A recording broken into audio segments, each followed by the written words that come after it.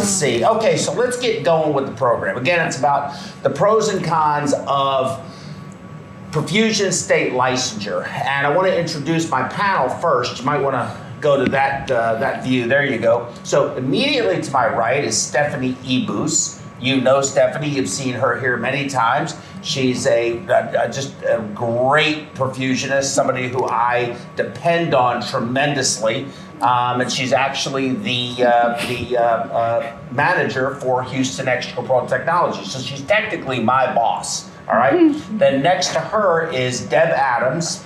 And Deb Adams has a very storied career approaching, is it over 40 years? No, not that It's long. approaching, okay. 36 years of perfusion experience. And she is the clinical coordinator of the Texas Heart Institute School of Perfusion, Texas Medical Center, Houston, Texas. So we want to welcome you very much to the program. First time you've been here. My first time. I know. Hopefully it won't be your last. I hope not. I've made it here. I'm happy. I know. We're going to be on opposite sides of this, right? You're going to take the pro side. And that's unusual, isn't it? It is. Yes, very unusual. I don't know how anybody ever has a different opinion from my own. I don't know either. That's strange. It's very odd. But, we found somebody. We had to look for a long time. And the next, Deborah, of course, is Rodell Ebus. Rodell happens to, same last name, happens to be Stephanie's husband. And Rodell is a very dutiful husband. A lot of times when Stephanie's on call, Rodell shows up to do the case. You do a good job with that. And we appreciate him for that very much. And Rodell is actually the EOQ, the Employee of the Quarter. That's true. And he's done a great job with that. And we've nicknamed her Barbara, but that's another story for another day. Oh my. And then next to Rodell is Rebecca Mobley. Rebecca is a registered critical care registered nurse, BSN.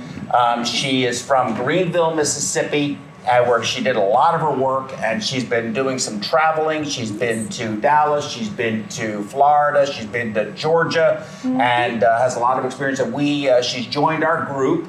And she's going to be our nurse ECMO specialist. We've done several programs on ECMO now. We're probably going to still do more, but she's going to be the director of that program. So if there's any nurses out there watching, Rebecca would be the person to reach out to on that front. She's also going to do the nursing education because we want to expand this into the nursing world. Yes, we do. And so there's the panel.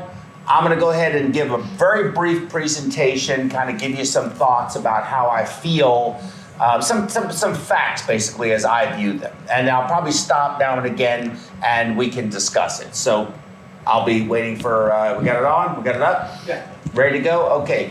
18 in 26. So what does 18 and 26 mean? So I know you know already. Deborah? 18 and 26? Yes, 18 in 26. I don't know, Joe. What does it mean? Rodell? Actually, I don't know. Rebecca? Not 18 states have perfusion licensure, and they've been working, AMSECT has been working on this project for 26 years. Now, I'm kind of simple-minded, but that actually should be my first and last slide, but it won't be. Because you know me, I have to do everything to excess. So what are some of the advantages of licensure? Well, there are some. It ostensibly limits who can run the pump in the operating room. And that's debatable to some degree. It limits big companies from moving people in for staffing shortages, which of course affects bigger companies. It increases our professional stature. Well, I think it does do that. Defines our scope of practice. I think it does that. I think that's a good thing. This is a paper that was written, by the way, from Robert Longnecker. He said relationship building. I can't figure out exactly what that means in the context of this, but he wrote it in his paper. The annotation for it is down below. It protects us. I'm not sure how exactly, but we can get into the weeds on that one. And there's advocacy. And again, I'm not 100% sure what all of that means, but he also says in his paper that it is estimated that since 1995, virtually all perfusionists have experienced a state legislative scope of practice threat. Now, this is my 40th year, 40 years. And I have never, so I'm the unique one again. Not only is my opinion always right, but I have never in my career experienced a scope of practice threat. Never.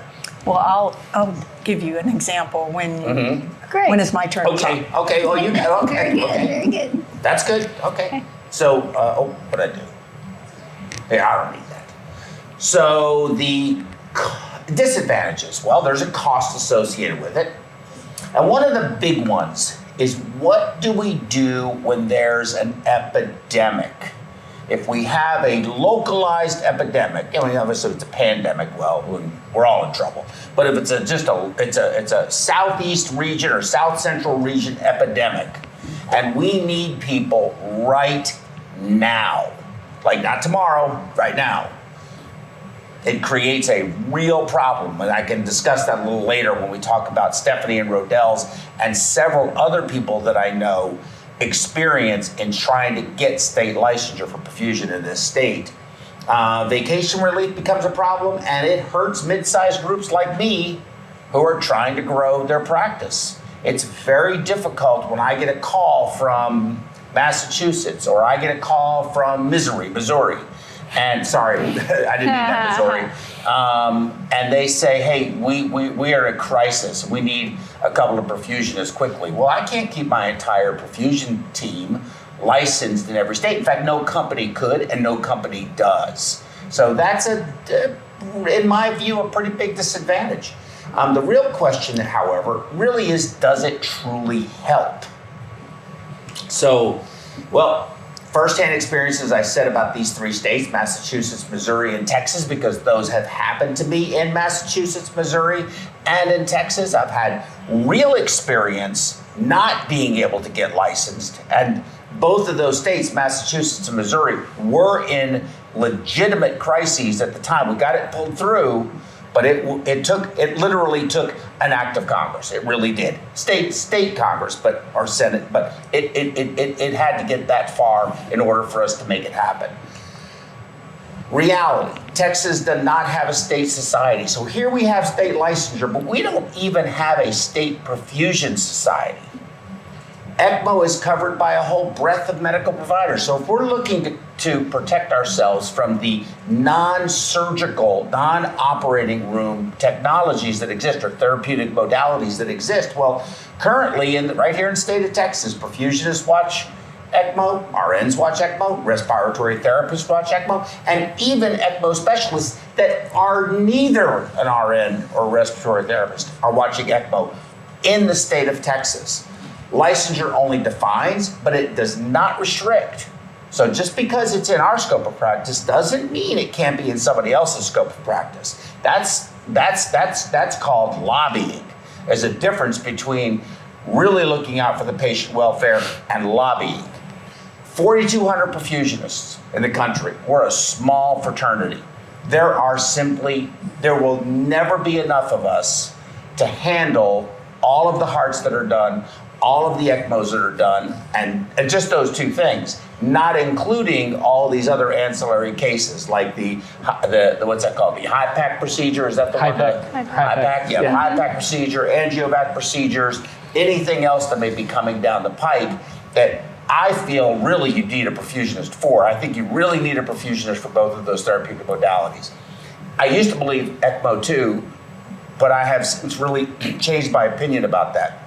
And it has nothing to do, well, it has everything to do with, I think perfusionists certainly are very well equipped for ECMO, but I don't think we are exclusive in our experience and training and ability to be trained properly, not just thrown in there with some OJT training to watch an ECMO. I think nurses are very well equipped and very able to learn how to do it effectively and safely. So that's my opinion about that. And then credentialing is a hospital function. Most hospitals have some level of risk aversion. They're not this concern about, and I'll show you this paper that was written, they're concerned about our concern, perfusion concern, about people encroaching on our space and wanting to be a perfusionist. Listen, when those nurses saw that, well, I told them a story earlier, I won't get into the story here, but when they saw me change, Barbara and I, Rodell and I, change that oxygenator, they stood there and were like, I don't want that job. No. It's, you know, it's all fun and games until it's no longer fun and games. And most hospitals are pretty risk averse at wanting to take somebody with limited experience and say, we're going to teach you how to run the pump like they did 30 years ago. We did it 30 years ago, 40 years ago. When has that ever happened today in the United States? We're not talking about, you know, Guatemala. We're talking about the United States. My opinions, you know, you're pro AMSECT, I'm not. I'll leave it at that. I think this hinders big companies. I think big companies sometimes need to have a hindrance, but should it be at the expense of everyone else? Which is what I really think the motivation was. Some who felt we were not respected without it, I don't agree with that. I don't think state licensure did anything for the respect that I get from anybody. It's all about your performance. ABCP, I think, needs to be strengthened. I'm very supportive of that organization. And I do think there's some solutions to this, but without eliminating licensure, but the way we're doing it is fundamentally flawed, and it's going to end up hurting people in the long run. I truly do believe that. I believe we need a single society. I don't believe we need the AMSECT and the American Academy. I think we need one, and I don't think I think either of them could do it. I think they really need to change their focus and become more about the individual. You know, AMSECT has all these, you know, they talk, and I'll show you this paper, but I mean, you know what the AMSECT membership is? There's 4,200 perfusionists, and if there's 1,600 that are AMSECT members, I'd be surprised if it was that high. I'd be surprised. You might know the number, but I don't think if it's that high, I'm surprised. Well, you touch on the point of, you go back to the issue with licensure. If you're not active in your professional organizations, then the institutions that then are developed, you're not going to have a voice. So it's just like voting. If you don't vote, you can't speak about it. But Deb, I hear that argument all the time.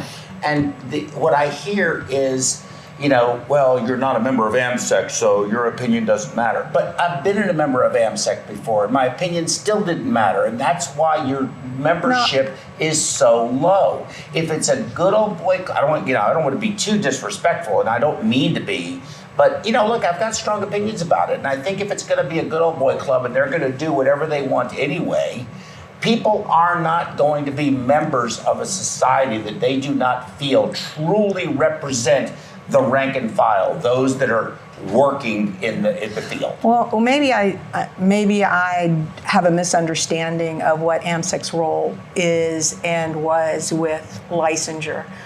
Huge. Well, I know that absolutely we have a state legal credentialing, you know, opinion and what our minimum should be. But I don't think that AMSECT was the one driving that it has to be at the highest level at licensure.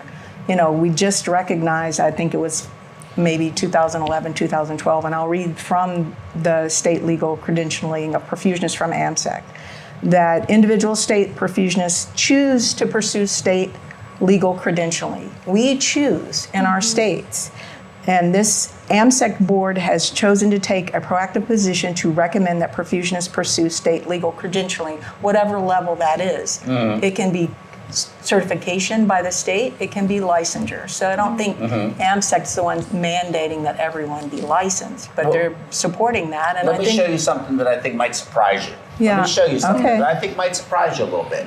So there's the states that currently have licensure. Now California has, I forgot what it's called. They have some other thing. It's not called licensure. I forgot what it's called, but they have some strange thing. But that's a level of state credentialing. Yeah, some kind of, I can't remember. Entitling. It's a titling act, right? California, but then Florida, Kansas, and New York are pending. They haven't done it, but the ones with the one asterisk and all the rest of them are currently state licensed states that I got off of the web. The other three, as I said, with the three asterisks are pending.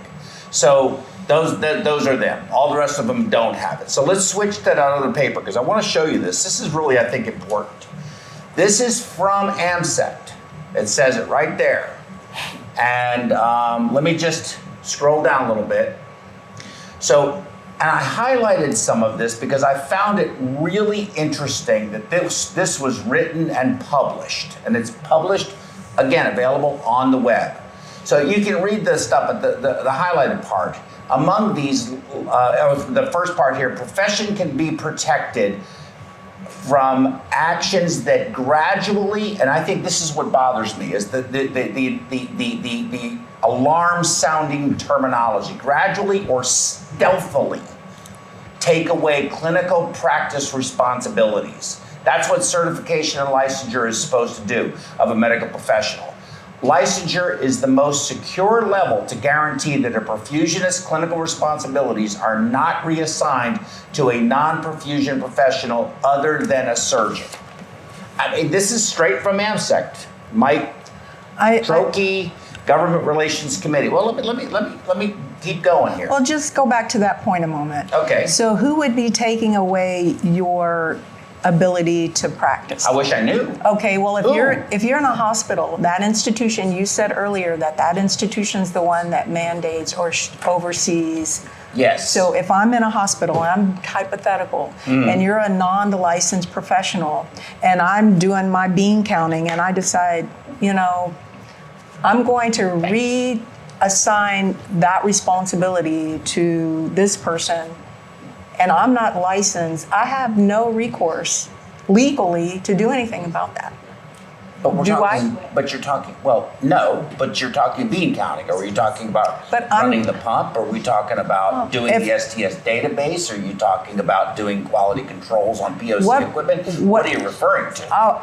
Any of our roles as a perfusionist that are encompassed in our scope of practice. If I decide as the administrator that I no longer want to pay you, and I'm going to limit your ability to do that because I only want to have 2 of you, and I reassign it to someone else in the institution.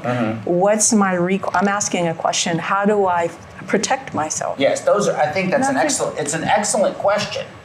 But who, and I'm being serious here, who in their right mind, and if they would do that, what surgeon would accept it?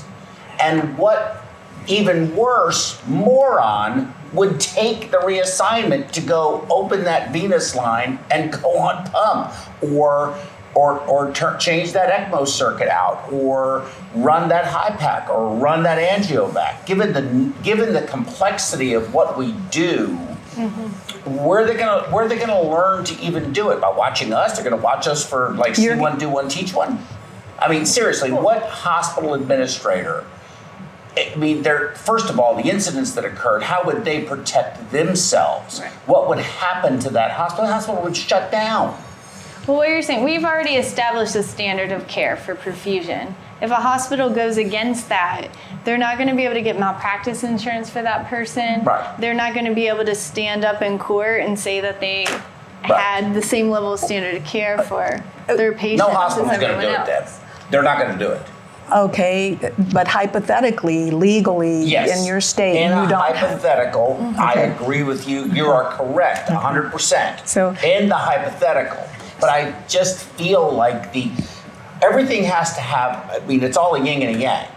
I understand the passion that is associated with the licensure concept of, especially the purists like yourself, and I consider you that. But I do believe that there are a lot of people out there who wanted it for other reasons and have taken what could have been, and still can be, a good idea and a good system and turned it into a weapon to use to help control the big corporations that were out there, like what was Psycor, Baxter Perfusion, or whomever else may be out there. So they couldn't keep moving people back and forth across the states in order to fill their need so that they could develop their practices and be protected. This is a financial issue more than it is, in my view, more than it is an actual, we care about the patient issue. Well, I mean, you said earlier about limiting others to be able to do the things that we do, and I don't see our licensure as limiting anyone.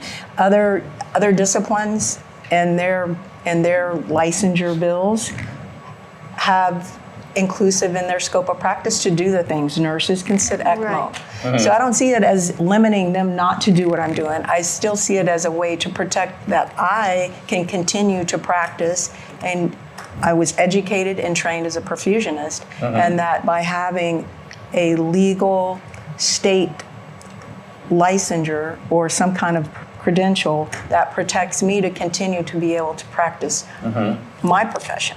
I'm not trying to limit them from practicing their profession. Sure. So I don't see it as a limiting thing. have a I think it's an all-encompassing thing. That's fair. All right, I have a question for you. So you've been in Texas your whole life, is that right? Or did you work in many other states? She goes out of the country. I go out of the country, but I didn't in the need a United license. States. When I was younger, I traveled, but we didn't have Licensure then. So if you were here and you got licensed and then you decided to move to other states, would you promote licensure in each state you lived in throughout your career? I think we do have flaws. I think we need, and because we're so small, I think we need to figure out a way to have some type of, reciprocity where you recognize me if I'm in Texas, that I could go to Louisiana or I could go to Kentucky where I'm from, or, and what our challenges are licensure bills that are coming up that are restrictive or prohibitive of clinicians actually practicing. And so I think we need to address that as a profession too. So not saying it's perfect, but I think it's something that we need to seriously consider. So let me make some more points. Well, he's got more highlights. Oh, yeah. Yes, yes, he does. Okay. Yes, he Here we does. go. Licensure That he is does. the best method to guarantee that a perfusionist's clinical responsibilities are not gradually, here we are again, or stealthily. They're sneaking around at night. They're going to take our jobs. They're going to take our pump clamps away from us. Take it in the hospital setting, especially when it comes to service outside the operating room. That's it. That's either angiovac, HIPAC, or ECMO. I mean, I can't think of anything else. Extensive AMSECT membership survey data. Again, extensive AMSECT membership is a third of all the perfusionists that actually are practicing. So I think it's misleading. Found that perfusionists rank protecting their scope of practice responsibilities as the most important or very important concern to them. Goes on to be, talks about the government. Down below, I have to put it up on my thing. I can't read it. It's too, maybe if I move it down. Yeah, I can't. I'm sorry. I have to pull it up on my, I can't see that far away. I'm just blind. Let's see, where is it? Can somebody give it to me so I can read it? Anybody? Is that it? Ro, can you read that for him? Sure. No, I think I found it. Okay. He has, I'd have to take my glasses read off. it. I know he Yeah. can. I can't read it. When two licensed professions have overlapping responsibilities, it is not a violation of law for one to perform responsibilities of the other licensed profession. It is a violation to do the responsibilities of a licensed professional when a person is not licensed in that profession, or is licensed but has no specialized education, training, nor experience in the other licensed profession. Okay. What does that mean? Well, I take that to mean what we were talking about earlier. I'm a licensed professional, and within the licensure, it gives me the legal scope of practice to run extracorporeal membrane oxygenation. Respiratory therapists and registered licensed nurses have that same legal. It's not limiting either. No, it's not limiting either one. Right, it doesn't limit, exactly. So if it doesn't limit, then how does it protect us? Well, let's just go on. These are the same debates we're gonna just keep having. So, but if you do violate it, it's a punishable offense. You can be punished. And that, we're gonna read the rest of that? So like operating without a license? Can somebody Yeah. please just give me that so that I can read it? That has the highlights on it. Thank you. Go ahead and talk. Oh, Read who? it. Oh, read it. Off me and put it on them and talk while I pull this up. Just Shall I read it? Yeah, read it. Okay, sure. Go ahead. I might say Punishable offense to engage in the practice of medicine without a license or to engage in licensed functions and tasks that are beyond the scope of practice for which a license has been granted by the state. so I think what that's saying is more than like it limits us, right? Is that what it's saying? It limits I don't know. us. I don't know what it's If I it's think it, if it's not in our scope, then they could argue that we can't do it. right. Which Right. I So don't it cuts agree both with. ways. It cuts both ways. And let me tell you a story. This is a great story. I was in Alexandria, Louisiana, and there was a hospital in Pineville, Huey P. Long. And Vicky called me up one day and said, look, we I don't know if you can help. I talked to Dr. Barnard about this. He's the medical director over here. And, they've tried to get nephrology to come do dialysis on this lady. She's grossly acidotic. She's septic. She's sick. And she's massively fluid overloaded. And it's not looking too good. And I was like, well, great. Okay, well, thanks for giving me a call. So I went over there and I talked to them and I said, look, the best thing you can do with this lady is you got to transfer her to a hospital with dialysis. Well, we have a contract with nephrologists, but they're supposed to come over here, but they won't come. So I said, well, I think you need to transfer the patient to the hospital. So they accepted the patient, but then refused the patient because, of course, the patient was indigent, no insurance, not on Medicaid, nothing, zero, no insurance. This was a 36-year-old woman. And anyway, make a long story short, they convinced me to do CRRT on her in that hospital, but I didn't have a CRRT machine. So I took 2 roller pumps and just sort of made one with a circuit and a hemoconcentrator, and I drew up and made my own fluids, the whole 9 yards. And did that for hour after hour after hour and hour after hour after hour, day after day after day. And the lady walked out of the hospital. She walked out of the hospital. The nephrology group brought me up on charges of practicing nephrology without a license. Had to go all the way to Baton Rouge and deal with the board. Was cleared. Because you were licensed in Louisiana. Because I was a perfusionist. And you were licensed in Louisiana? No. Oh, you weren't? No, because it was not the licensure part, just it fell within my scope of practice to do ultrafiltration, Z-Buff, and CVVH. Had nothing to do with the licensure whatsoever. Did you have... The only reason that I got brought up on charges was because I had the license. Had I not had the license, I would not have to go through that big hullabaloo. I'm not quite sure that's true.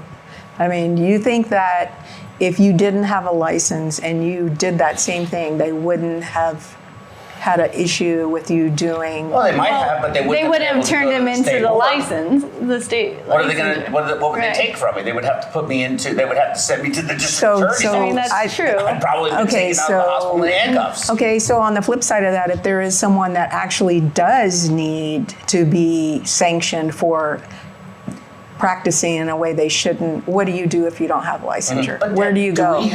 Do we have dialysis essentially dialysis, within our scope of practice in the Texas medical Yes, because law. it's written Dialysis. It's written broadly enough where you can interpret. You and can, but you can also interpret the other way. It does never not but at say least anywhere in there dialysis. but at least you can argue your point and explain. And if somebody was listening and could understand what you were talking about, then you could, just the way the law is written, you don't want it to say you can draw blood gas from this. It's just like writing your guidelines for practice in your institution. You don't want them so tightly written that you tie yourself to a tree. Right. Of course, my concern with that is the big word you used is if someone is listening. That's the salient point for me. If someone's listening, because you've got somebody who's not listening, that can go the other way. Let's read this. In licensed states, hospital clinical responsibilities are supposed to follow what is specified in the Perfusion Practice Act. If not, perfusionists have the ability to challenge the right of hospital administration to reassign. Okay, so we beat that up. The situation is reversed in non-licensed perfusion states. Without state recognition, a hospital has no legal requirement to comply with the Perfusion Practice Act. In non-licensed perfusion states, hospital administration, operating room supervisors are free to do whatever they want with regard to non-licensed allied health professionals under their employment, as long as they have appropriate training. Now, Stephanie and Rodell, when they first came here, we'll talk more about that, couldn't get their state license. I mean, we're talking about, it was a disaster. And of course, I'm an employer. Well, you thought we could get it in 2 weeks, and we were Well, that's normally what it takes. 4 or 5 months. 4 or 5 months, right. And that's a problem. That's a problem. It's a huge problem. What would you do? Like I said, there's an epidemic. So they went to Alabama, Tuscaloosa. Thanks, Mark, by the way. Thanks, Mark. Thanks, Mark. We did. But Alabama, he was struggling. They had nobody. They were desperate. The hospital was actually in a position that if we didn't help them, they were probably in a position that they would not do it, but have the circumstances be ripe to say, let's just take somebody and just train them real quick and let them turn the knobs. But they didn't do that. And they would never have done that. Not a prayer. You think they would have? No. The surgeons wouldn't let them do that. The surgeons wouldn't. Right.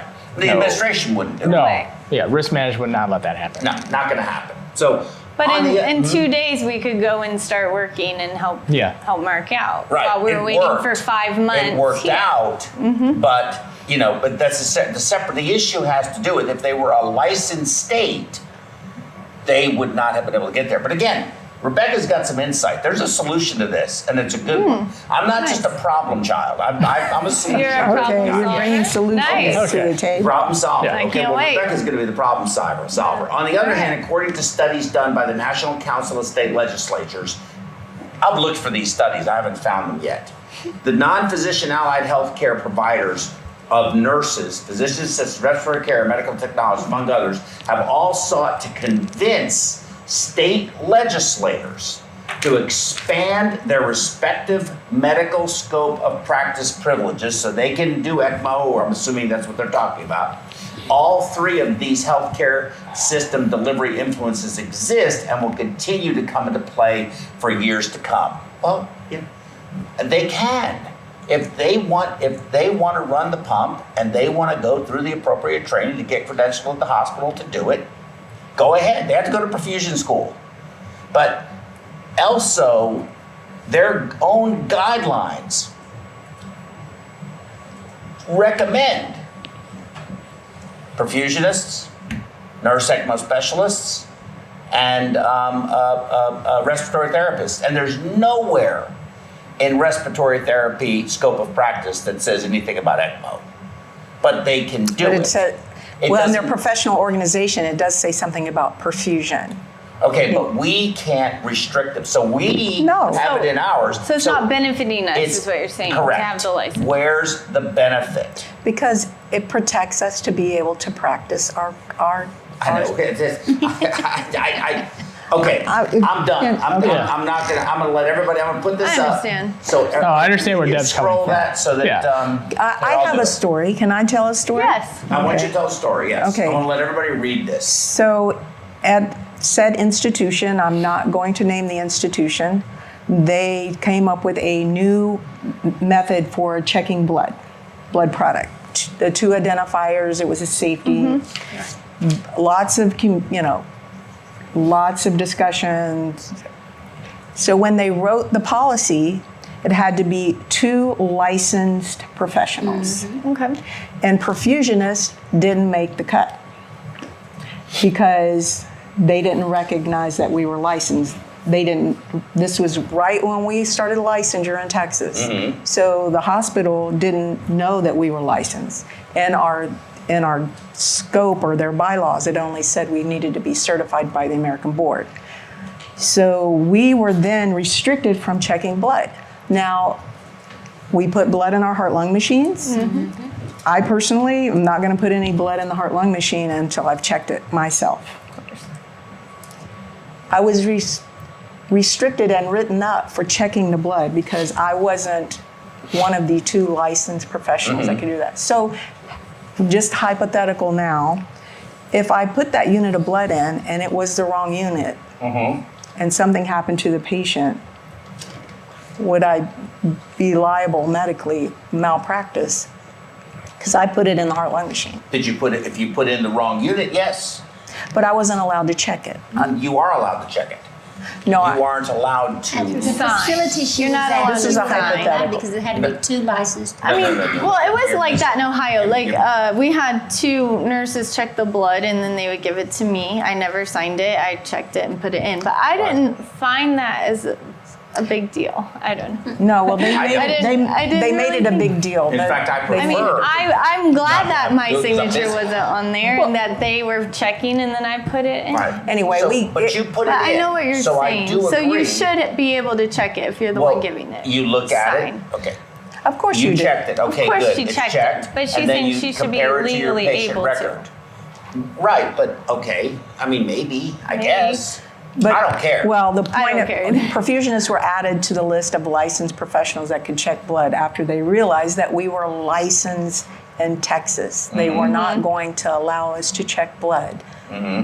Being a certified perfusionist, we had to be licensed, and we I don't that's wanna what we be mess with allowed every day to is blood. Check blood. I don't want to be allowed to do point of care testing QCs. I don't want to be allowed to do. You just I don't wanna wanna do- be allowed to do. No, you don't want to be allowed to do on pump, cooling, CVVA. warming, off Yeah, pump. Yeah, I don't want to do right. all You that want to either. do, you do too. I quit. Right. I quit. Yeah. I want to be the proverbial pump monkey. That's what I want. Yeah. Okay, so we're gonna take a quick break and we're gonna switch to some of your slides. Okay. And because you have a few slides and some highlights, and then we're going to talk about solutions. And I don't want to give everybody, don't want to tell everybody out there that's watching already. You know, I mean, we still have time to go. This fight's just starting, and just wait. We're going to go get the weapons, and yeah, we got to get the weapons, load them up, and come back. And if you want to know what my solution is. You're going to have to get back so you can hear Rebecca tell you what it is, because it is being done and it's a great idea. To find out more, come back in about 4 or 5 minutes. Okay, and welcome back to the program. We're going to just jump right into Miss Deb Adams' key points, bullet points, art points. Okay, my key points, which again, this comes off the AMSECT website. So any of you that are interested in learning more about licensure and credentialing, there is a government relations or part of your professional organization that you can visit, okay? If you're a member. If you're a member, Right. get involved. Only if you're a member. See, they keep all of the data secret unless you. Well, we're It's sharing all the data with you. Deb's turn to All talk. right. We're sharing all the data, but a few of the key points that I'd like to actually ask questions about or bring are on the bottom of this slide. One, if perfusionists are licensed, they would have a legal process to address the unsafe performance of perfusion by perfusionists. So we have representation on our state licensure board of our colleagues, perfusionists. If you're in a non-licensed state, what's that legal process? it would be voluntary through your professional organization or your certification organization, which the American Board, being certified by the American Board is voluntary. It's not a requirement. The second point is if a perfusionist are licensed, they could benefit from enhanced medical malpractice protection. And that's a discussion I'd like to get you to talk about. Medical malpractice in Texas. If you're not licensed, and are there limitations for what you can be sued for as a clinician? And would you be protected by those limitations if you weren't licensed? I don't know. It's a good question. I think that's the talk you need to give. Well, that is an excellent question. I would that's love a great for question. you to do that. That's a very good point. Please. So if anybody in the audience that's listening knows the answer to that question, I'd love for you to call in and get involved in the conversation. Yeah. So, but another question for you, Joe. With insurance and the growth of insurance and the emphasis on credentialing of medical providers as a benchmark for clinical competency, how do you think that's going to impact us as a profession if we're not licensed or are recognized as credentialed by the state? Or do you think that just having our certification, that's sufficient for this benchmark? No, that's a good question. That's actually you went for it. Go for it. If 18 states have licensures, then there's a whole lot of states that don't, and I felt just as qualified and protected in those states to perform and do everything I needed to do. So was Michigan licensed? No. They are not. Right. And that's Ohio where wasn't. And that's where Henry Ford is. That's a big hospital. Yes, it is. Huge, giant university hospital. That's where University of Michigan. University of Michigan. Yeah. Right. No, but it's not a licensure. It's not a licensure state. But no, I do understand that benchmark that you're trying to accomplish, but if it's only 18 out of 50 states, I mean, what kind of benchmark is it? True. But if the insurance providers are seeking Asking that for it. benchmark, Right. how do we ensure that we can? We as clinicians, we know we have that level of competence. Okay. Let me give you I think I can. I really can't directly answer the question. I don't think I know the answer. I don't know the answer either. That's why I'm asking the question. Yeah, Right. No. Okay, well, you came to the wrong place. Okay, we have more questions here than we have answers to anything. But first of all, I started this whole thing off predicated on I'm against state licensure, you're for state licensure. And to be frank with you, I'm really not, even though I'm Joe, I'm really not against state licensure. What I'm against is how it has been implemented and the reasons, in my view, for which it has been implemented. And then how it is so uniquely exclusive to any individual state that actually has licensure, and the lack of foresight, probably because we don't have a state, we don't have a state perfusion society here. There's no collaboration with anybody. I don't even know who's on the board, and who the heck are they to talk for me? I don't think I really appreciate that, frankly, but they do. And again, because I'm Joe, I guess I should say Jolie, but the lack of foresight as to what to do if there is a problem, how to make it work without making it onerously restrictive if there is a need for a rapid influx of people to move to this market, whether temporarily or permanently. Those are really my Those issues. are challenges, absolutely. I mean, they're huge challenges that I think should have been addressed long ago. State licensure in Texas has been around for a very long time. And I think that it, to some degree is my own fault for not, going and to the state legislator's office and saying something. But, again, it's. But would you agree, did you not think it was that big of a deal before it became part of the Texas Medical Board? I mean, if someone I thought it was still a pain. If someone could, get done in a couple weeks or whatever. If you had a license someplace else. So even a person who is never and I had actually previously been licensed here, it still took, let's say it took at least a month. Okay. So it took somewhere between 4 and 6 weeks to get through the process. Before, now it takes 3 to 6 months to get through the process. It just made it worse. Okay, so what can we do for our colleagues? You said we're a small band of brothers, 4,000. What can we do collectively as perfusionists for our colleagues in Wyoming, where there's 4? That's a very good point and very good question. But before we say it, let me just address that question.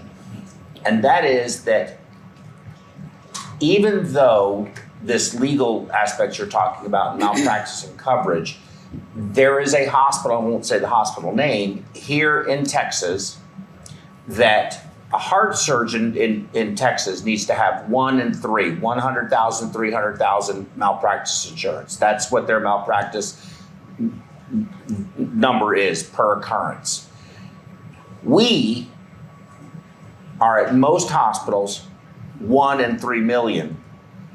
And the hospital this one particular hospital system requires that we have an additional $5 million umbrella package on top of 1 in 3 million occurrence insurance.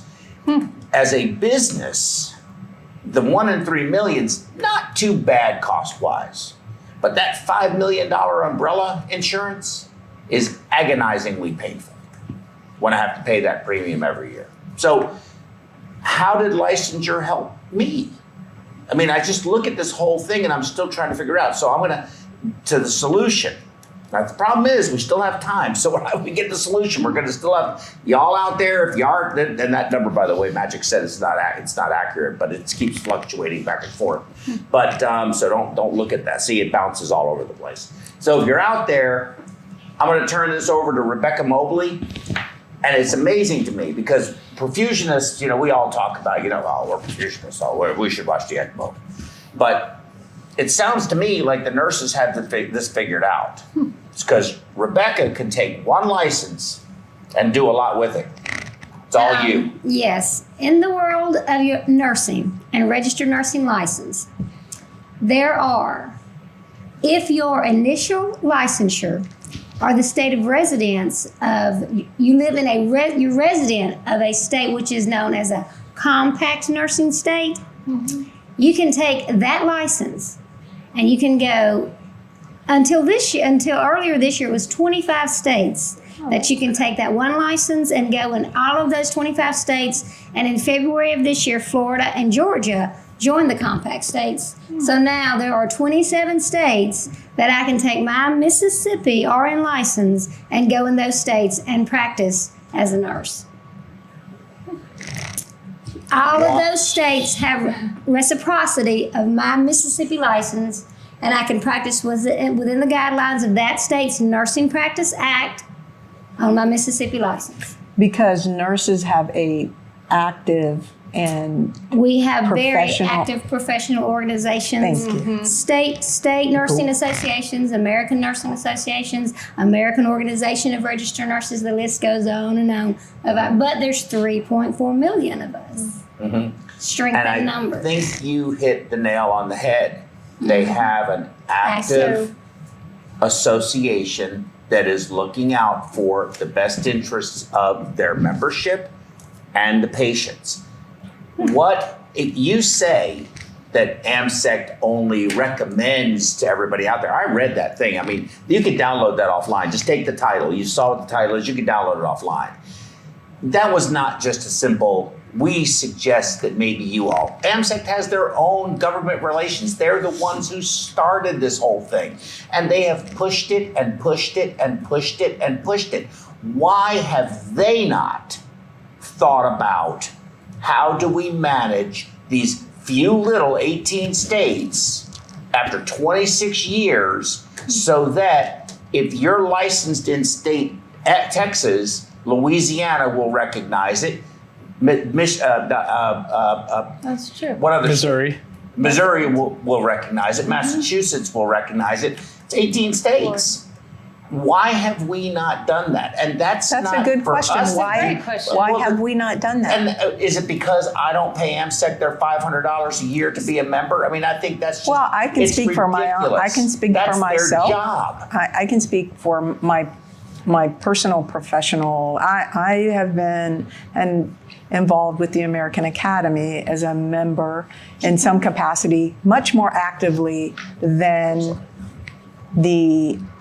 our professional organization of AMSECT. And I had to do some soul searching and ask myself, do I need to become more actively involved? Absolutely yes. And that's what I chose to do. So I'm not going to sit here and say I've been an active, AMSECT member for my 36 years. I haven't. I was apathetic and frustrated with some of the things that went on. And so, easy way out, I'm not going to be a member.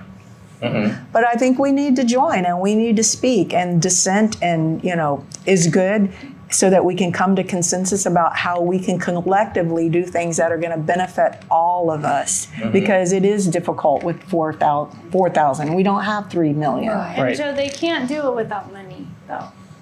I mean, come on. How are they going to go and fight and no one pays any money? I know. I mean, how are they going to have champagne brunch on me? I mean, are you seriously. going to give me that point or no? But when Harvey hit, there were nurses from all compact states. I'm not giving you the Harvey, point. right then. No, they could get I'm there not. right then when that tragedy hit. When Harvey hit Houston, Yes. nurses from Georgia, Mississippi, Kentucky, nurses from all Do you know how many compact perfusionists states. came in town?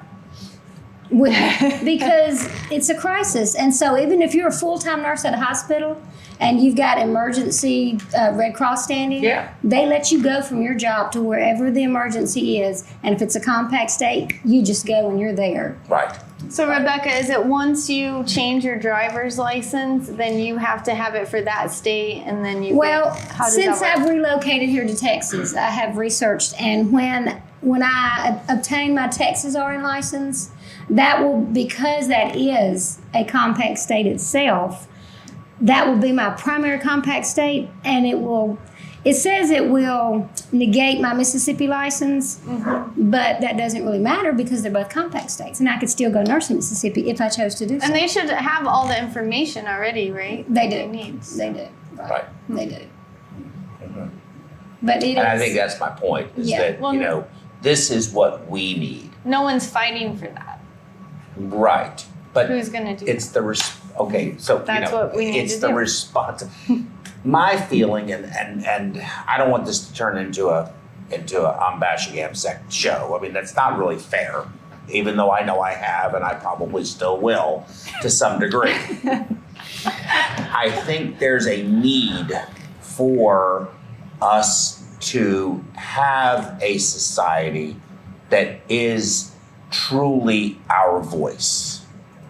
I'm not convinced that AMSECT in its current form is the society to do that. And I have some very mixed feelings about it too, because I remember how proud I was when I graduated from perfusion school in 1979 and immediately became a member of AMSECT. And that organization has been around from way before the Academy. I mean, that was first. AMSECT was first.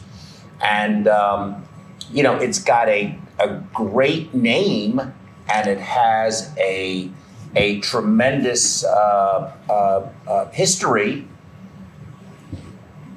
but it's not the same organization today. It simply isn't the same organization. And I think that it needs it either needs a major overhaul from top down, or you need another organization. $. To it.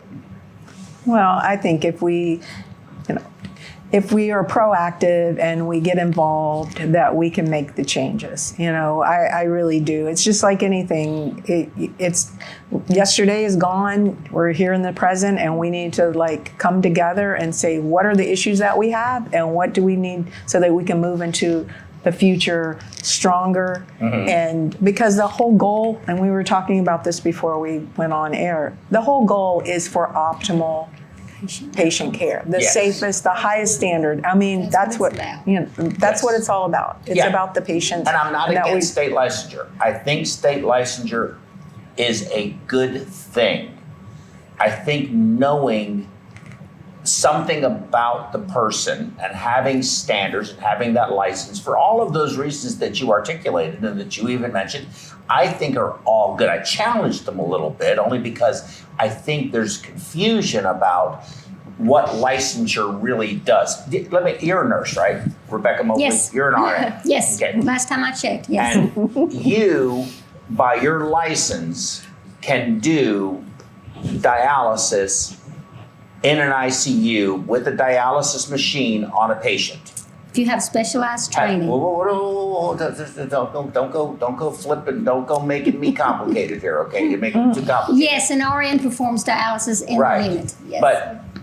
But who decides whether or not you can go in there and run that Fresenius machine or renal solutions machine or whatever dialysis machine they're using? Mix up all the stuff, hook it up to the wall, hook it up to the patient, do the anticoagulation, the hypertonic, and all the stuff that they do, and then turn the machine on and run it competently. Who makes that determination? Fresenius has their own nurses. Usually dialysis nurses are separate from bedside nurses, and that's all they do is hemodialysis. Okay. Now, as far as what nurse can do that, any nurse that goes and gets that training. We're still okay. We're still there. So let's say you're a hospital-run dialysis service, not an outside service like Fresenius, and there's a dialysis machine sitting there, and the patient has a potassium of 9, and it's an emergency, and they need to be dialyzed right now. Right now. But there is no dialysis nurse available. Are you legally, nothing to do with anything else, legally by your license allowed to do that dialysis treatment? Yes, it's a registered nurse. So what makes it so that the hospital will let you? When I was at DRMC, there were dialysis nurses at that hospital that were full-time staff employees. It had its own dialysis unit, dialysis nurses. The point I'm trying to get at here is the hospital wouldn't let you do it. No. Because if you're I not did competent. that, I did not receive that training. Right. I'm not competent in that therapy. Now I could do peritoneal. Now it'd I be could cheaper, do CRRT. right? It'd be cheaper. But it would be cheaper Be to much have you do cheaper. the dialysis. It would be But much here's cheaper. another example But of if- a hospital as cheap as could be. Okay, Exactly, wouldn't even they pay their were. bills or their employees, and they could have used just regular nurses and done some OJT training. I just think the reason why we think licensure is a good thing isn't for the protection of our jobs. I just don't believe that. Well, I don't think that's the point of licensure. I think the point of licensure is for them to verify all of our credentials and that we have all of our training to protect the public. I don't really see it as to It's a protect safety ourselves. But that was in that paper. And most I think licensures, That's I AMSECT's think position people are- because they'll stealthily reassign I think things. that's why a lot of perfusionists were pushing for licensure, but I don't really think that is the goal of licensure. I think the goal of licensure is that everything gets verified. You can report colleagues to a board. I know. Oh yeah. And it's not really to protect you, it's to protect the public, the hospitals, other medical professionals. So I think we're trying to use it in a way that is protecting us. I think that was the goal, but I don't think that is the purpose of licensure. Okay, I'm going to come up with a challenge. I am going to challenge AMSECT right now. Okay? Okay. I want to get your opinion of it after it's over. Okay. I want put the camera right here. Uh-oh. Okay, I'm talking to you, AMSECT, right now. I'm going to challenge you, since right now your membership is floundering, all right? The ship is taking on a lot of water and sinking. I'm challenging you right now to give, since you're not making any money anyway from us, free membership for 1 year of everyone who is not currently a member for 1 year. Give us a voice and an opportunity to work with you on what we think is actually important. Open your elections up to where they're actually fair, and stop re-nominating the same people as Perfusionist of the Year over and over again. After the 10th time, you got to find somebody else. Start doing those things, and then maybe, no guarantees, you got to do your part too, maybe your membership will skyrocket, because I will support it. I will tell my colleagues to go and join AMSECT, because it has changed, seriously changed, and is moving in a new, better direction. You do your part, I'll do my part. 1 year free membership for anyone that isn't an AMSECT member. You can get all of our addresses from the American Board and mail it out to everybody, or however you have to do it, and get the word out to everyone. Send something that is meaningful, and I think you would find that your organization would make a 180 major turnaround. Your bilge pumps would get all the water out, and your boat would float again. That's my challenge. What's your thoughts on that? Well, my thoughts are that I think the whole point isn't that licensure or credentialing from at a legal level is a problem. Our problem is our professionalism and our behaviors in promoting our profession and protecting our profession. Mm-hmm. Not only for our scope, but also to enhance and protect patients. And I agree that licensure, that's the ultimate goal, is to protect patients. And I'm, and that's a good thing. And I'm for that. I agree with that. So. Well, there is a philosophy. So let's talk about that a little bit. So one of my favorite sayings is "out by noon with no balloon." Now it's, depending on who the surgeon is, no names. Right, no names. Out by noon without ECMO. Without a bad. Yes. Rhyme, okay, so I can't say it, all right? Yeah. How about just, let's get this patient out of here with all of the limbs that they came in with. Yes. I know. How do you go from heart surgery to double amputation? I don't know how. I mean, there's not even the same operation. You're going down a bad path. It's a bad path. Let's move on from there. Okay, I'm going to move on from there. Please move on. But I do want to talk. Let's take another break, and everyone can use the restroom, and maybe everybody out there in web world, go ahead and refresh your cocktails or whatever it is you have right now, and let's talk about what you just said, the professionalism of our profession, but also of the people that are perfusionists. But also, I want to bring in Rebecca and have her talk about the professionalism in nursing. Her and I sort of disagreed about this. In the sense that I have this sense that whenever I come across nurses, they seem predominantly to be just thirsty for learning things. And I haven't really been that impressed with a lot of my own colleagues in our profession, that we've sort of get through at school and now it's a job, and I just want to do my case and go home and have my wine and cheese party and do whatever it is I want to do. Back in the old days, we used to it was a nonstop, we just never quit. We were always learning something, reinventing something, modifying something. There was this commitment, but everybody wants to make a big time salary, but I think you're right. There is a lack of, I guess you would call it dedication, but I think Rebecca disagreed with me, and she said that these are problems that she sees as well.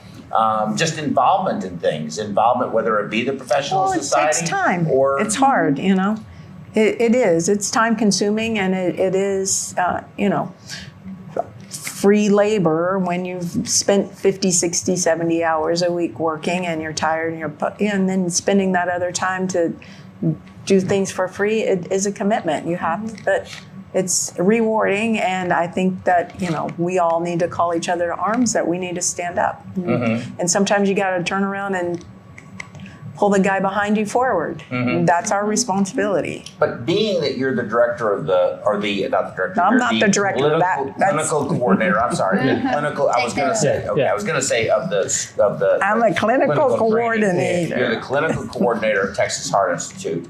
And that's embattled right now. I'd like to talk to you more about that. And you, even though you have gained a tremendous amount of experience, Rebecca, it's been in a relatively compressed period of time. You went to nursing later in life. I want to know what drew you to it. And then you two guys, you're 17 years, 18 years in this profession, made a big move to Houston. You have certainly just skyrocketed in your professional, I think, accomplishments, that I've seen just since you've been here. But I see that drive in you, and you too. I mean, you're just, very determined to truly be the best that you can be.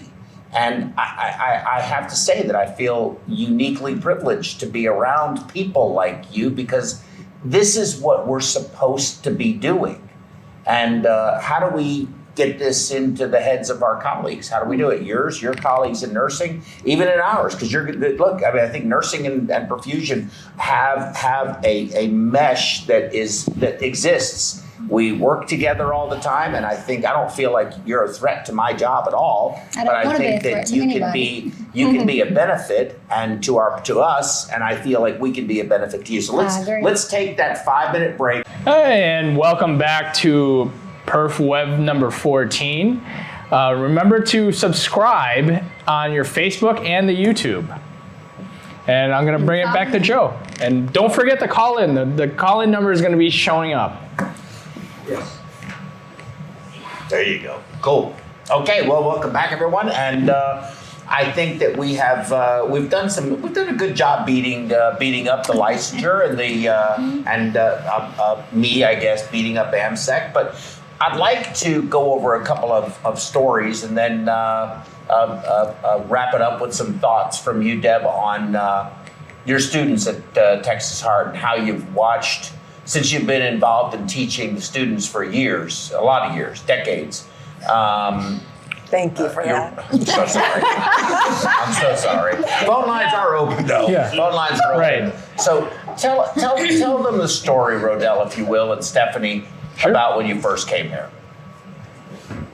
Would you like to start? And the stress associated with it. So, Oh. of course, there's a lot of stress. We were coming from Michigan, a non-licensure state, and we had left where Michigan was trying to get their license, and we've always been told, like, oh my gosh, licensure will protect you. Our Michigan society was actually trying to lobby for it.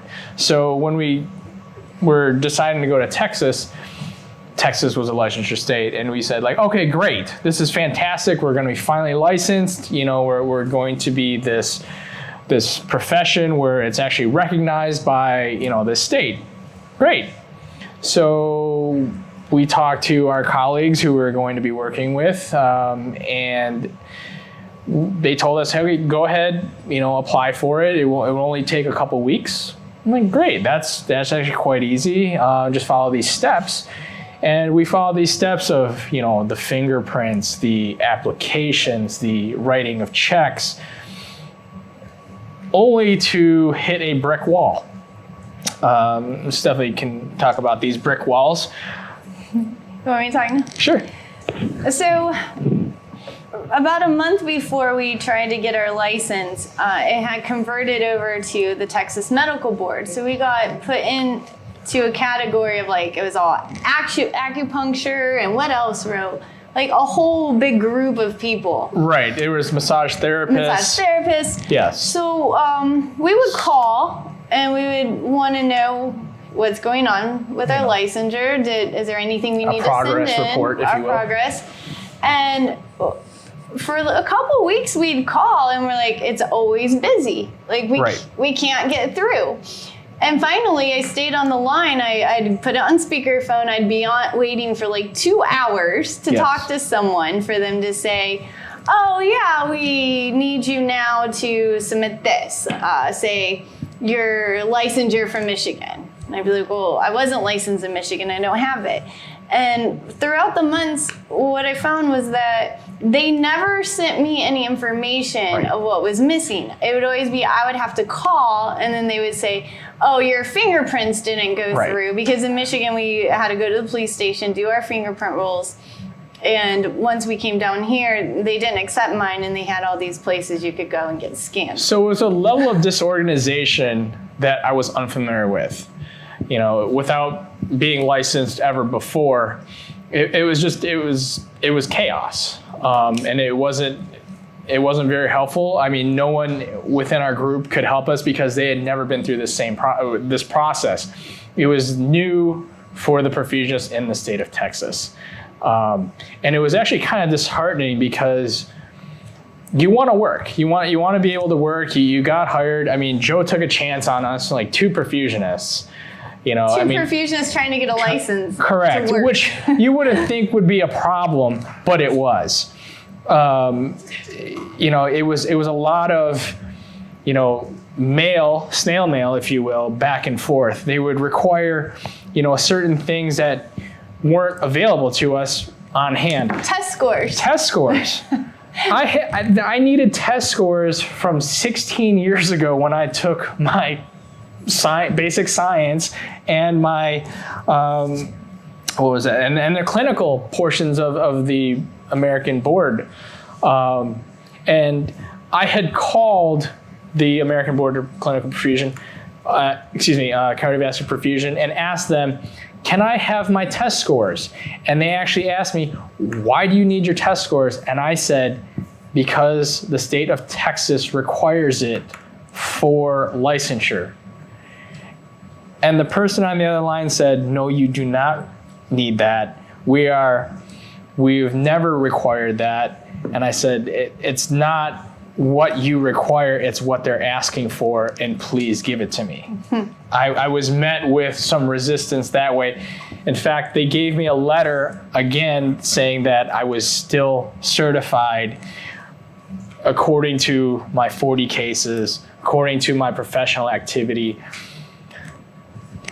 I gave that to the Texas Medical Board. They said, no, we need your test scores.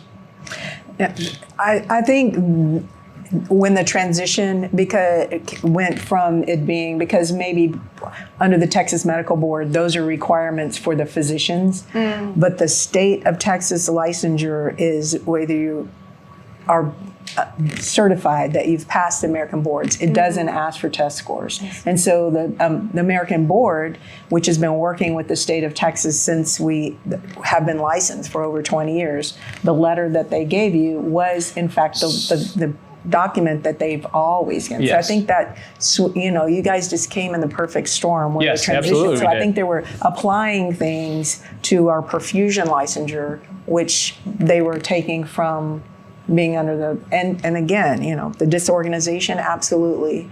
And we need to address those as in Texas, because we need to fix those goals. Absolutely. Debbie, I think what's happened is I agree that state licensure can be good for us, but we've taken it out of the hands of the perfusionists. Now it's to the Texas Medical Board, and it's really hard to have any say or control on what happens with that. You can't even hardly talk to anyone. Right. So, I mean, we knew all the analysts. And without a state society, how do we address this issue? Yes, and why don't we have a state society? That's another really good question. Well, it is a good question, but you know, maybe we need to find out the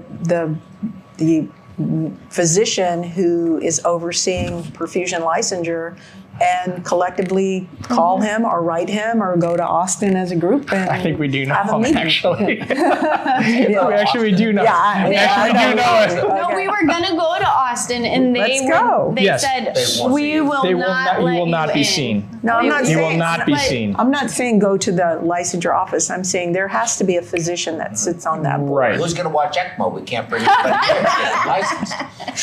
But something that you said about the employer, though, and we as employers or colleagues, we can either make this process for our colleagues, you know, it's an investment, but you did the right thing. You supported these clinicians to get through that process.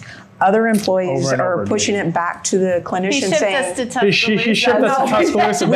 That's how he showed us the They were support. banished. But we They were shouldn't banished to Siberia. we should Right. put it back in their lap and say, hey, come talk to me when you have your license.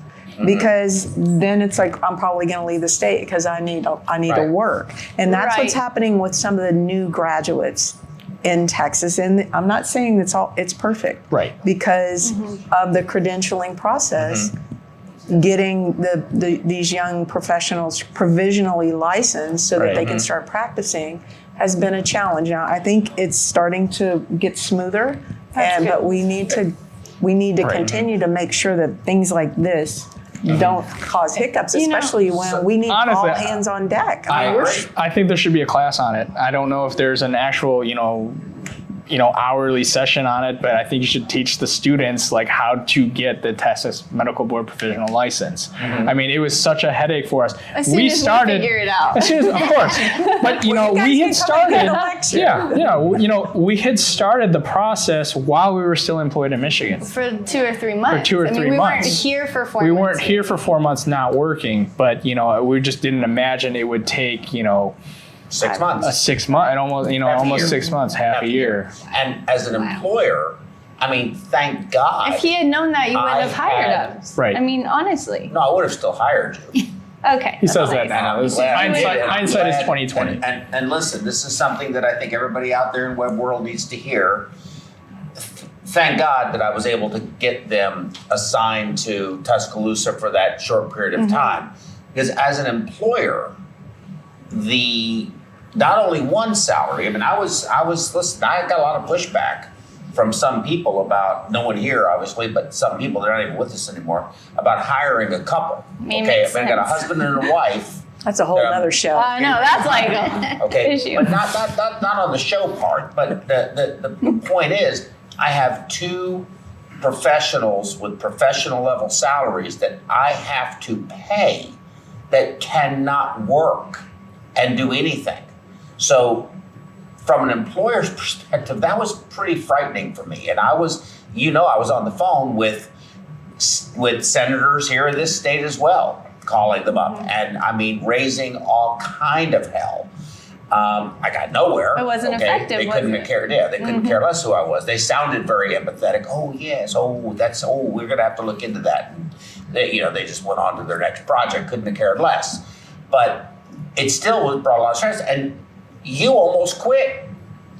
I was fed up. I just told him that this week. Yeah, I was fed right. up. Well, I don't want to feel that way that like someone's like stressed because they're paying me and I'm not contributing at my job. Right. I 6 could, months. But what employer no, can it do wasn't that? 6 4 months. No. We weren't with you for 4 Well, months. not yet, but I could. Right, but I No, could see we it was were- going to happen If it kept going. if it kept going. Right, but it was Right. really only a couple months. 6 Okay. weeks, I'd say. All right. Okay. Because as it's soon true. as we It's went true. to Tuscaloosa, the next week we got our license. No, actually, the But- day we left for Tuscaloosa, we It was got our pretty Texas. quick. Is that true? Yes, that's correct. But then we committed to We Tuscaloosa. had and committed to we were there. Tuscaloosa. That's Okay. correct. And it was a great experience. I'm going to All throw right. that out. So maybe Yeah. I was a little overexcitable. I'll give you that. On the rare occasion that I tend to get But I mean, I understand. I train students, and they could do more with me watching them than I could do with a licensed perfusionist in Texas. I couldn't touch anything, Right. and I think that's correct. ridiculous. They're watching me, and I'm a perfusionist, and I can do nothing to contribute.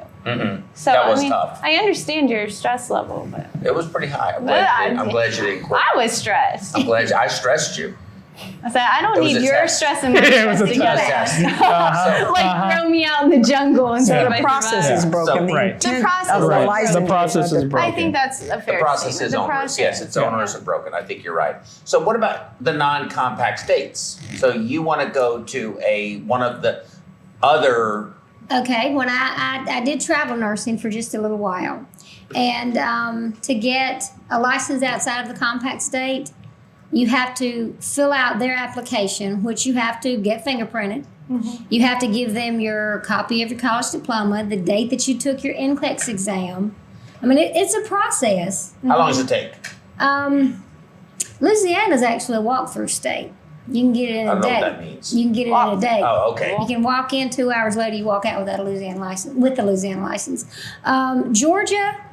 That license took me about 3 weeks because 3 weeks. they were not a compact state when I went to nurse there. Florida took me about they said allow 3 months, but I think I got it in about 6 weeks. 6 weeks. Yeah. Something like that. But you just but now the problem of not being able to talk to somebody, it's like that in the nursing world too. Trying to call some of these state boards of nurses like trying to call the moon. They don't answer. They don't call you back. So let me ask you You this. email them. They don't email you back. On the states that aren't compact states where you hold those licenses, obviously, I mean, I'm assuming you have to every year do something.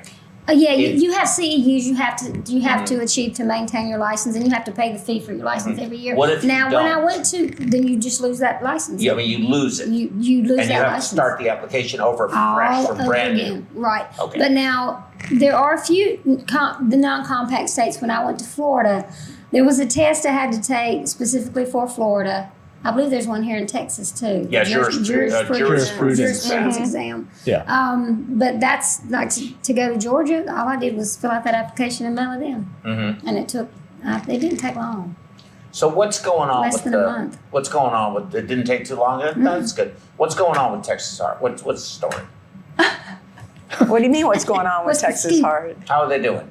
The Texas Heart school. School of Perfusion doing incredible. Specifically the school. The school's doing great. We've got 16 students. They're exemplary young professionals in training. So Got 8 and 100%, 8 and 8, Eight and eight. So 8 you juniors, take 8 seniors. I wish we could take more. If there's clinical affiliates that want to train students. I think we've asked. Yeah, we've offered. that's a it's a challenge to train more clinicians for I think all the schools. There's discussion about what's the minimum education entry level into our profession, and that's another thing I've been hearing that people are trying to bring that number down. the number of schools, The number of cases. the number of cases Yes, that was in the discussion. to for graduate. to graduate. Right. I mean, I just heard that I think the number is, it doesn't. I don't know how many times you need to do something to become proficient at it. I don't think it really measures competence. You could say 75, you could say 200, you could say 50, but I think there needs to be some minimum number that you are exposed to during school. And I don't know that. Was that at a professional meeting where they discussed the accreditation requirements are? Because it was a group of perfusionists that I was speaking with. I mean, it was a group here in Houston. Remember, we had a student that we said she didn't pass enough cases to graduate. And she got a lawyer and said the rule isn't that you have to pass; it's that you have to complete. Right. But after you completed a certain number. But then you also have to get, Right. You do It's- have to have. They have to sign off and say that they feel like that you're qualified to sit for your exams and that you graduate. And so the accreditation standards from the ACPE and KHAP, which accredits all the perfusion education programs, in their standards, that is stated, the case number requirement. And the latest standards that I've been, that the school was held to account for when we were we were visited for our ongoing accreditation, still had 75 as a minimum cases. They did clarify that it has to be cardiopulmonary bypass procedures. Right. Because now, now that we recertify, and again, this information's on the American Board website. Recertification case requirements are a little bit different than the student that has to be. And there was some, I think, but I didn't hear a change in the number of cases. Just heard rumors. Well, it was suggested that the number go down because of the need for perfusionists within the community. Because and how do you supply that? And many how do you cases supply that if many you increase cases? Students, Correct. basically. By branching out by Yeah. clinical affiliates, by Right. people teaching.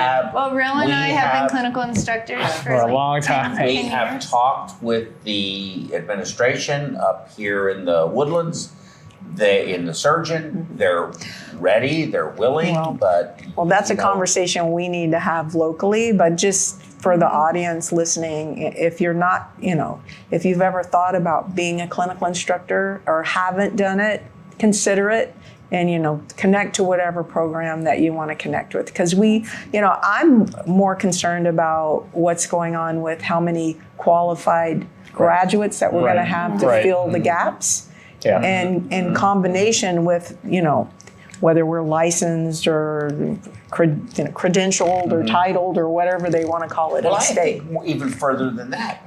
I think that perfusionists who are attending a program should have to complete successfully and pass a whole host of different types of cases.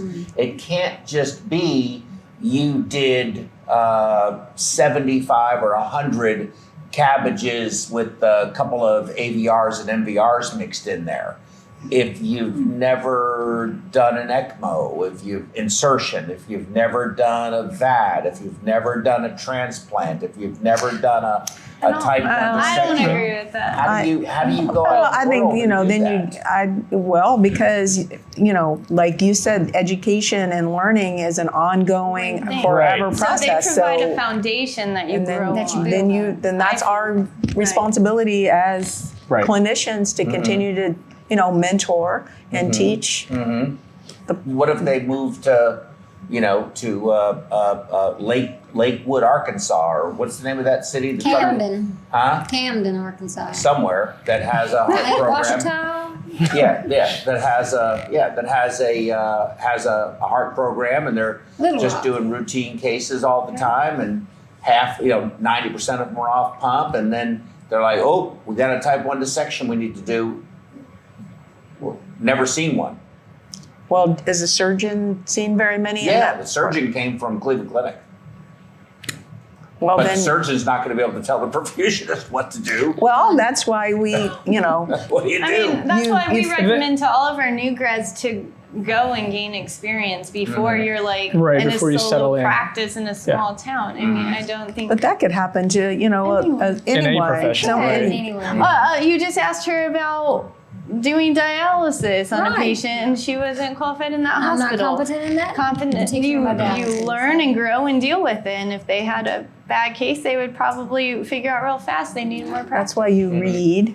You need to read. You need to go to professional meetings. You need to be able You to need call to someone call in the middle of the night. someone. Right. Phone a friend. Phone a friend. Phone a friend. So, Like a we're perfusion always society. learning. You're not going to remember how to You do can't remember everything. everything and know it. No. I agree. Okay, I mean, that's a good point. All right. It's good to know. So Texas Heart is doing great. We got Awesome. great students. We got a class graduating in June. If anybody needs a new graduate, do you hire new graduates? We do. We Okay. will. Absolutely. Okay, good. Awesome. We have no problem with that at all. Okay, lovely. And They you know, have to, yeah. Now, why is it one of our cameramen over there, Magic, why can't he go to perfusion school? He wants to go to perfusion school. He has all the qualifications to go to perfusion school, but he cannot get accepted to perfusion school because he's a green card carrier here in the United States, but he's working through trying to get his citizenship, wants to be a citizen, but only has a green card, and they will not admit him. He must be a citizen. Well, that's not all programs. Actually, the New York, the Sunny? not Shady? Shady side? Or SUNY, SUNY. the North Shore, Long Island, they have a pathway for. So you need to look into he doesn't that. want to move to Long Island. You don't want to move Yeah, all the it's way up far. there. It's kind But of a why far. doesn't Texas Heart, an international facility, Right. why does that exist? That would be a question for the program director. You see him every day. I do. Can you find out? Okay, I'll find out and let you know. Can you find out for us? I will. We'd like to. He wants to go to perfusion school. I recommend he go to nursing school. I would go on. Have you gone on the KHAP website and looked at all the programs? Because not all the programs have the same requirements. And actually, I think the UT program will take permanent residents. Mm-hmm. So I want him to go, but I want him. Well, I want to make sure that he goes Be to careful it. what you say. Yeah. Don't say I'd like him to go to Texas Art. yes, sir. it. Okay. Okay. Mm-hmm. So what about the you were talking about professionalism. What about, how are you seeing the attitudes of the younger people that you're getting in school? Because you're getting 25-year-olds, 26-year-olds, 28-year-olds. I was 26 when I was. Essentially, I guess they're millennials, right? You missed our millennial. So you did, missed but our I millennial watched talk. it. It was really good. So Yeah, you can So, yeah.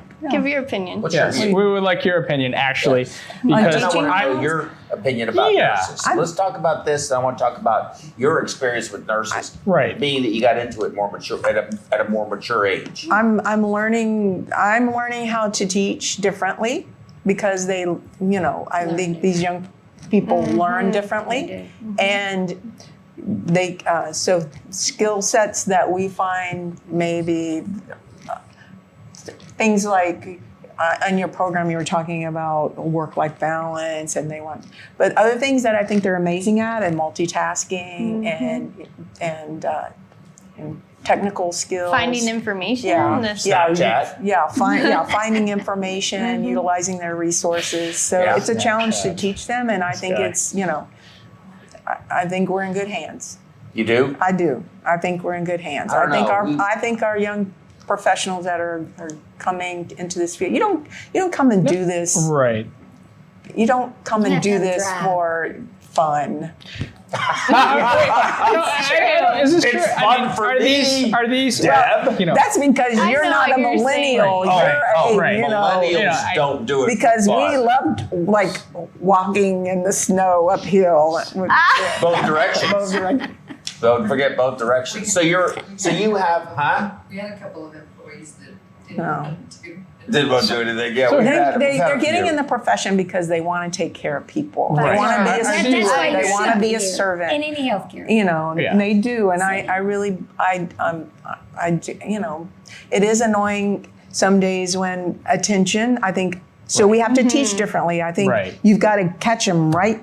You can't sit there and just talk for 2 hours, or they're going to be Right. on their phones. Yes. Because So that's here's just how their brains are wired, and that's okay. So we just got That's to. right. That's right. Here's my question: Are these students second professionals? Like this is, or are they nurses? Were they RT? Were they something before going to perfusion school? It's a mixed group. So It is a mixed group. Some are Some are right out non-traditional of students. right out of school, right out of college. Some are older clinicians that have come back. So it's a mixed group. Mhm. But you have a positive outlook I do. on our profession. Yeah. Well, good. I'm Yeah, glad. That's I'll great to say what- hear. Yeah. I'm glad to hear that. That's a very positive thing. Miss Mobley, Yes. what about nursing? We all know about Nurse Hatchet. We all know about, the nurse that sits at the nurse's station and eats donuts and, lets the call button ring for an eternity or whatever. All of that kind of stuff. But, Right. and I've seen some apathy in the critical care environment. That's where you've spent your time. But for me, at least, my experience has been that I don't see it very often. What's your experience? Well, like I said, I was a non-traditional nursing student. I went to nursing school when I was 44 years old. We had a few non-traditional students, but as we went through nursing school, you heard all the younger ones just talk about the paycheck, the paycheck, the paycheck, the paycheck.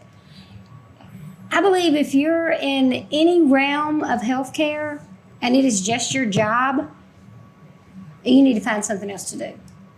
Because I told those girls, and I've told it to several nurses, nursing is not a job. Healthcare is not a job. Healthcare is a service and a ministry that we are blessed to be able to provide people when they need it the most. And if you're in it for any other reason, you're doing your patient a disservice. That's just my opinion. Said. I think that well was one said. of the well said. I think that was one of the most profound things that's been said all night. That was really good. Thank you very much. And it came from Mississippi. Thank you very much for that. We Thank appreciate you. that. Thank you. That's just how I feel. Thank you. And I wanted to touch on, when you see a lot of critical care nurses, there's a huge percent of them that are doing critical care to move to something else. More schooling, more education, CRNA. Right. For perfusionists, I think sometimes we do get stagnant because we're perfusionists and then there's not a lot of places to grow. So when you grow, it's just a personal growth of like, I do a better job at the same job. Does that mean? And I think there's going to be, in every profession, different times in your life where we need to lift each other up, like you said, because there's going to be times when you're not as focused on, giving as much to your professional community because you're raising little kids or you're taking care of your mother. So right now, I'm really motivated to do more, and I have the opportunities to. But it's not going to be like that always, like every year. There were other times when I had to focus more on other aspects of my life. So I think as long as we have a high percentage of people in our professional community lifting each other up and advancing, that's okay. It's okay to not always spend all of your extra time out. Well, I agree with that. That makes for a very boring human being. It would be, I mean, yeah, you don't, when I look to hire somebody, I always ask, and you've been with me on a lot of these interviews, tell me what you like to do outside of work. You do. If you're just, if you tell me nothing, I don't want to do anything but work, you're not really the right person. No, you're really not. Yeah, that's a problem. Right. So, you have to have people, both the employee and the employer have a responsibility. To Rebecca's point, to your point, this is a profession. Treat it like the profession it is. Right. Respect it and the privilege that you have to be in this profession and do what we do, which is majorly impactful to people, patients who are just innocent bystanders that get sick and depend on us. And act professionally. Don't act like a moron and expect people to respect you, because they're not going to. And don't be a titty baby, when you're mad or upset or whatever it is. Don't complain without a solution to the problem. Complaining on its own is pointless, and people get turned off by it. So I think that's my point. I mean, I think that I'm encouraged too. But you do want to have the employee, but the employer also has to recognize that people are people. So the employee has to have that respect. The employer, whatever it's a hospital, department head, contract group, it doesn't matter. The employer has a responsibility to try and find what makes their employees tick and give them an appropriate work-life balance. Expect a lot, but you gotta be willing to give a lot. I mean, you can't do that, to your point. You shouldn't be a nurse, you shouldn't be an employer when you don't care about your employees as individuals, because they all are individuals. They all have different needs and they all have different interests, and you have to recognize that. So I think that takes time. So let's go around the table and get some final thoughts. Ms. Mobley, we're going to start with you. Final thoughts for the audience on today's program, or anything else you pontificate the wonders of the universe. Okay, let's solve world peace right now. I see the issues in not having state licensure in your profession. However, with the small band of brothers, as you mentioned, it's going to be a challenge, but I think it's only going to be to the benefit to push for that, because it's important in our field to be able to cross over and be there when nurses could come to Harvey. Perfusionists couldn't come down. When there's a strike in California, can you just go out there and cover heart surgery? No. So you really need to push for that. I see a great need for that in perfusion. Right. I actually, I would enjoy reciprocity. across all the states. I mean, we again, having a compact. Yeah, a compact or something like that. I mean, there's only 4,200 of us. If something ever happened, half the population of our fraternity alone, who would provide the services that we can provide? We couldn't spread ourselves out. I mean, there would be this, a wall saying that, no, you can't come in here and touch this, even though I've been doing this for, 15 plus years. Because there could be legal ramifications. Correct. Right. Remember that thing that I put up.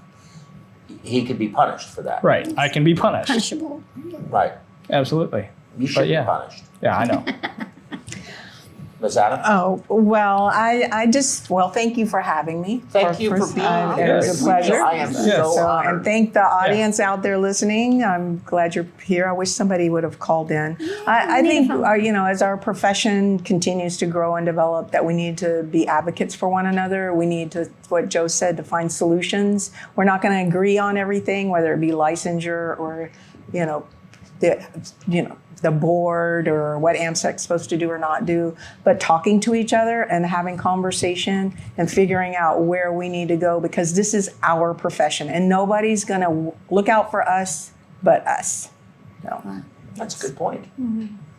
I think I came into this just completely against state licensure, and I'm not anymore. I think the problem has been that we haven't really come up with a good system. We need to unite nationally. We do need a strong organization to represent us. And I think that the problem is that we're just half in. We only have 18 states doing it, and it's really not working the way it is. The way it should, the way it's supposed to. The way it can. So I'm not against it. I just think we need to join up and we do better, and we can do better. I agree with that. I like those ideas that you said, and I think it's, especially for us and as a small number, it's really important. I think that those are very good. Those are very good. Those are all very good points. For me, I think that I would have liked for somebody to call in too, but we do have 8 thumbs up. But you'd be surprised, people don't like to call in. They don't call in when the 5, on Fox. And there's 5 of us now. We're the 5. We're the 5 too. Yeah. They don't call in then. And not even the View. Yeah. Okay, this could be the View. They don't ask. This could be. This could be, instead of call it the View, we'll call it the Obscure.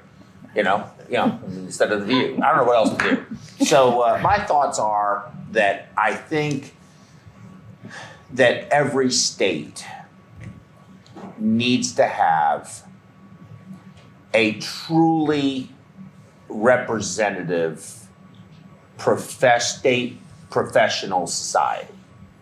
And that either it comes from the national level and branches out that way, or it comes from internally. It doesn't, organically, it doesn't make any difference how it happens. But I think at the end of the day, we need a state society in every state that's representative and that talks with actively the other leaders of the various different state societies to come up with good solutions that then are directed to the national level as what their mission or what their position is, or putting out position statements and all of that kind of thing. I think we need to do that.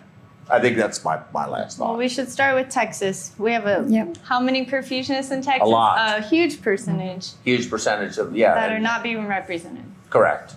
Not well anyway. Not well. We're just all out there. It's like the Sesame Street kids all doing our own thing. Cowboys. And cowboys. Cowboys. I like that too. The Wild Wild West. But so Deb, I think all of us here are going to nominate you as the new Texas Perfusion Society president. No, that's not me. She's never going to come back again if you do this. You had her. She was going to come back. Now she won't. No, she won't. Okay. Then come back. I think we're gonna I'll go come have, back, but we're not doing that.